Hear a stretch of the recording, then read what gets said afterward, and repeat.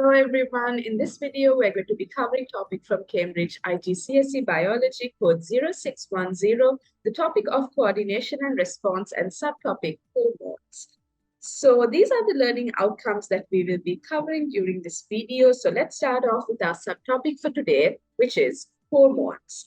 Now, so far in this chapter, we've learned about the nervous system and nerves. And basically, we've learned how nerves can carry information and they carry electric impulses very quickly from one part of an animal's body to another.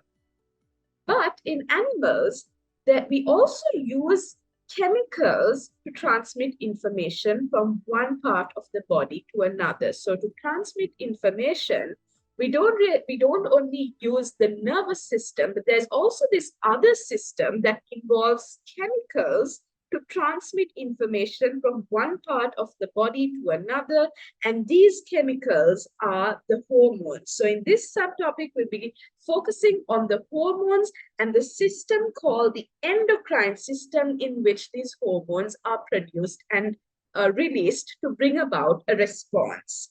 So what is a hormone? A hormone is a chemical substance produced by a gland and carried by the blood, which alters the activity of one or more specific target organs. So a hormone is a chemical substance and it's produced by a gland. So if you look at this diagram, given in pink are the different glands in our body that produce hormones. So there are many different glands and we call them the endocrine glands. So these endocrine glands are the glands that produce and secrete the hormones. And these hormones are secreted into the blood, where they are carried by the blood and taken to a specific target organ. And in the target organ, it alters the activity of one or more specific target organs, and it brings about an appropriate response. So hormones are chemicals which transmit information from one part of the organism to another and bring about a certain change and a certain response. And the glands that produce hormones in animals, these endocrine glands, all of them collectively, we say that they collectively make up the endocrine system of our body. So what you need to understand is that in humans and in animals, it's not only the nervous system which is involved in coordination and response, but we also have this other system called the endocrine system, which involves hormones, and hormones are chemical messengers that are sent to target organs to bring about an appropriate response. So in this subtopic, we're going to be focusing on hormones, the chemical messengers that are sent to target organs and bring about a specific response. Now, when we talk about these different endocrine glands, I mentioned how these glands produce hormones, and the hormones need to be carried by the blood.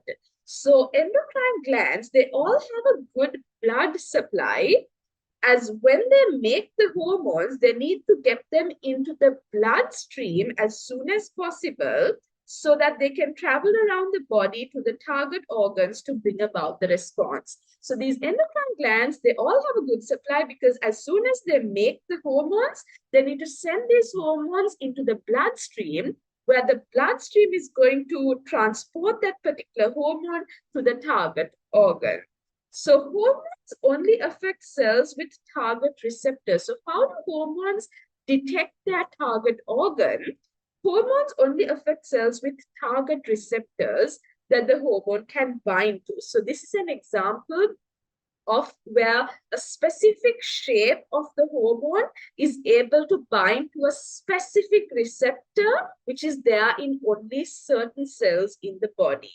So these receptors, these target receptors that have the perfect shape to bind to the hormones, these receptors are either found on the cell membrane or inside the cells. And these receptors are complementary. The shape of these receptors are complementary to the shape of the hormone so that they can bind perfectly together and an appropriate response can be brought about.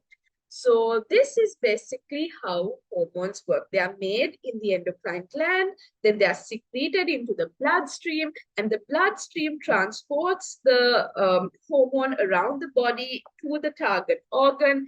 And once it has reached the target organ has these target receptors with specific shapes which are complementary to the shape of the hormone. So the hormone binds to these target receptors and brings about an appropriate response. Now, when we talk about the endocrine system, an organ which is associated with this is the liver. The liver regulates levels of hormones in the blood, transforming or breaking down any that are in excess. So the liver is the organ that regulates the levels of hormones in the blood. And if there happens to be any hormones in excess, it's going to transform or break down these hormones. So basically, we have many endocrine glands in our body and many hormones that they secrete. For example, we have the pituitary gland in our brain, we have the thyroid and parathyroid glands in this region, we have adrenal glands, we have the pancreas, we have in females there are ovaries, and in males there are testes. So these are different organs in our body that can make hormones, and for that reason we call them the endocrine glands.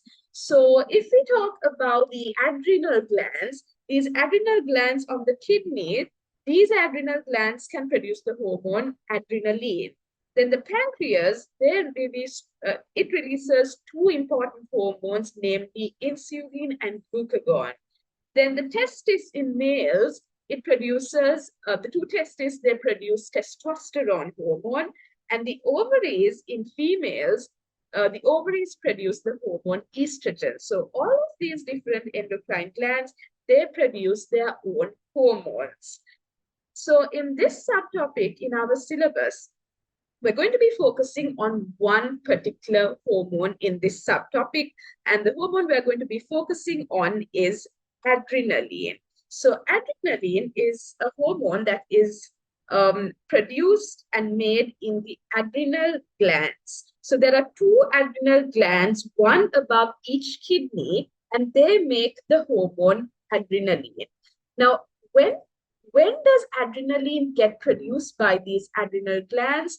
So when you are frightened or excited, your brain sends an impulse to your adrenal glands, which secretes the hormone adrenaline to your blood.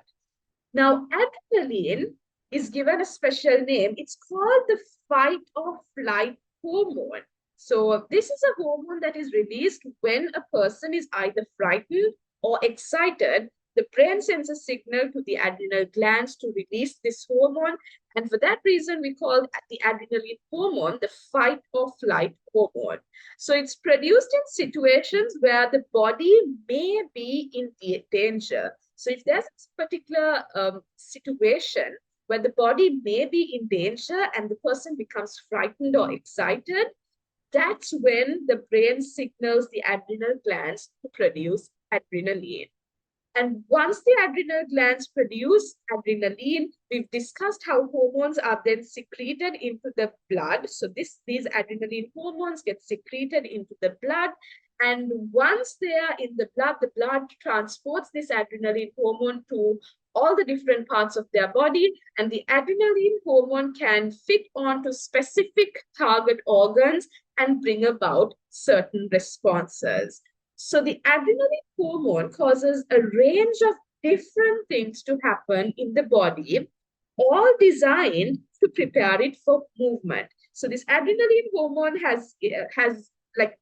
it causes effects in different organs of your body, including the liver, the lungs, the heart, your eyes, your digestive organs. So the adrenaline gets transported in the blood and brings about responses in different parts of your body, all designed to prepare your body for this dangerous situation where you might have to either fight the situation or flight and run away from it. So it prepares the body for movement, that is fight or flight. So what are these responses brought about by the adrenaline hormone? The first response is that the adrenaline hormone increases blood glucose concentration for increased respiration in muscle cells. So the adrenaline hormone, once it reaches the liver, it causes the liver to convert glycogen to glucose, thereby increasing the blood glucose concentration for increased respiration in muscle cells. Then another effect of this adrenaline hormone is that it brings about a response in the lungs and the heart. So with regard to the heart, it brings about an increased pulse rate or an increased heart rate. And with regard to the lungs, it brings about an increased breathing rate. So why does it increase our pulse rate and our breathing rate? This is so that glucose and oxygen can be delivered to muscle cells so that these muscle cells can move more quickly. So basically, adrenaline hormone is preparing our body for movement. Since we are in this dangerous situation, since our body may be in danger, this adrenaline hormone is preparing our body for movement to either fight or flight the dangerous situation. So the first response we discussed is increasing the blood glucose concentration, and the second response is increasing pulse rate, and the third response is increasing breathing rate. So let's move on to the next slide and learn the other responses brought about by this hormone. So in addition to that, the adrenaline hormone also diverts blood flow towards the muscles and away from non-essential parts of the body, such as the alimentary canal.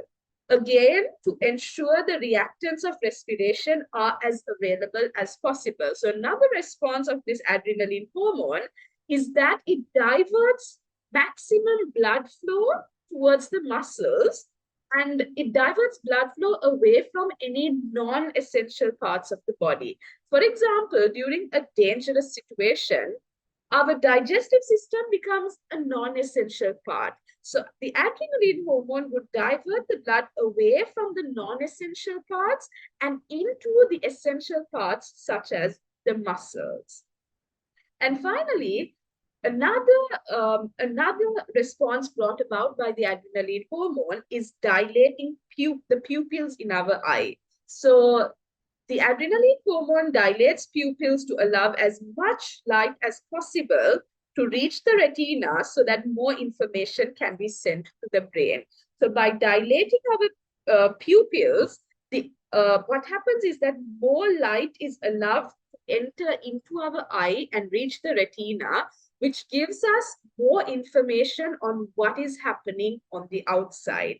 So these are the different responses brought about by the adrenaline hormone during a dangerous situation that our body might be in.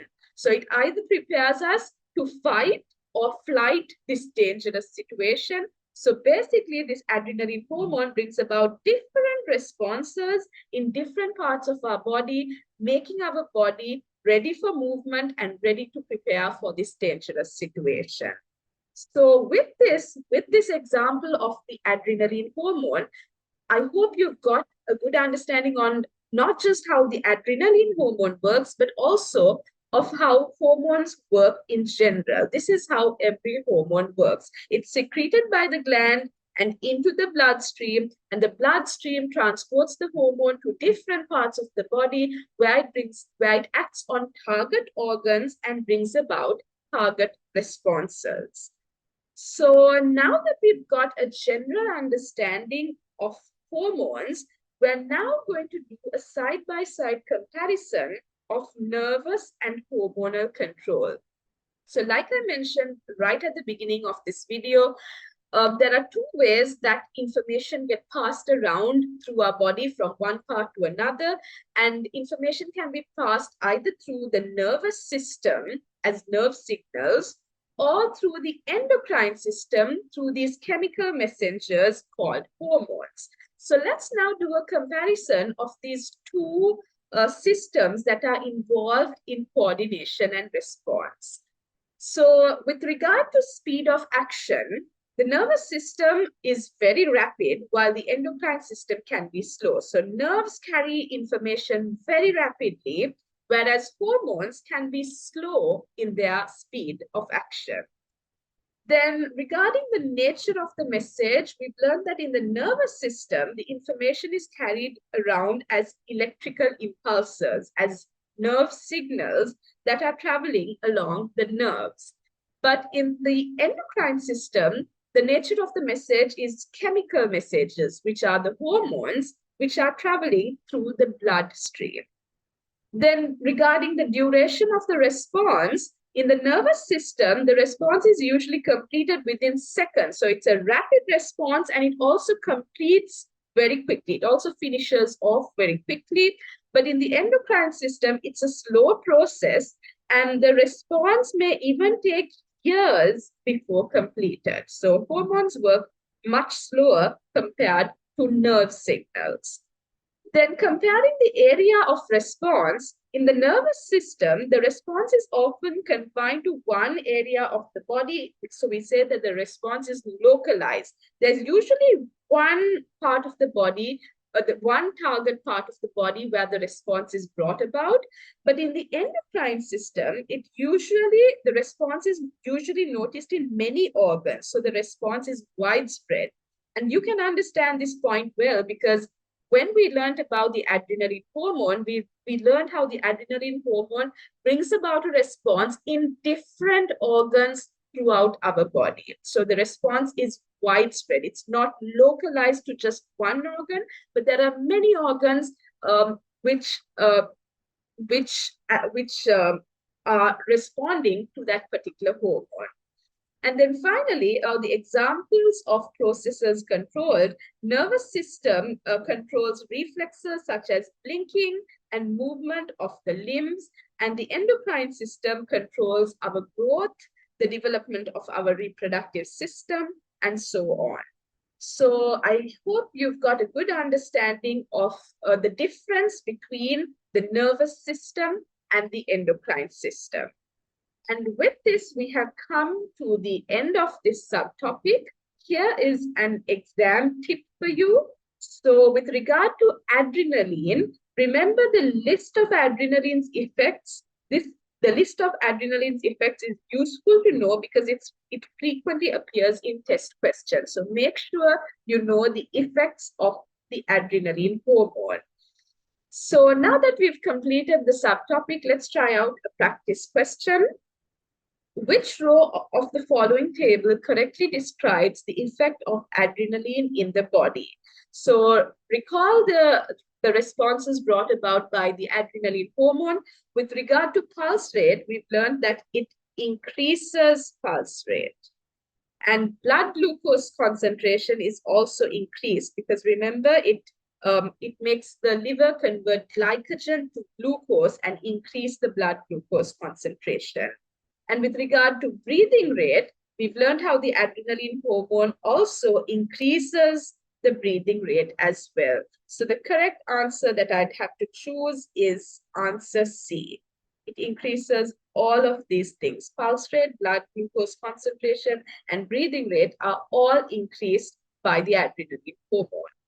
Then moving on, I hope all of your questions and doubts have been answered based on this subtopic. So next up, let's move on to the question bank and try out a question from there. All right, so here's our question. Which of the following is not a difference between nervous system and endocrine system? So not a difference between these two systems. So let's look through the answers. The first answer states, so not a difference between the nervous system and endocrine system. The first answer states nervous system action is fast, endocrine system action is slower. Now this statement is correct. So moving on to the second statement, nervous system information is transmitted in the form of electrical impulse. Endocrine system information transmitted in the form of chemicals called hormones. This is also correct. Statement 3, nervous system is made up of neurons, endocrine system is made up of glands. This statement is also correct. So Let's take a look at the fourth answer. Nervous system effect lasts for a longer time. Endocrine gland effect lasts for a shorter time. This is incorrect. And in fact, it's the other way around. In the nervous system, the effect is shorter. And in the endocrine system, the effect is for a longer duration. So the answer I'm going to choose is answer 4. So with this, we have come to the end of this video. I hope all of you got a good understanding on this subtopic. Thank you.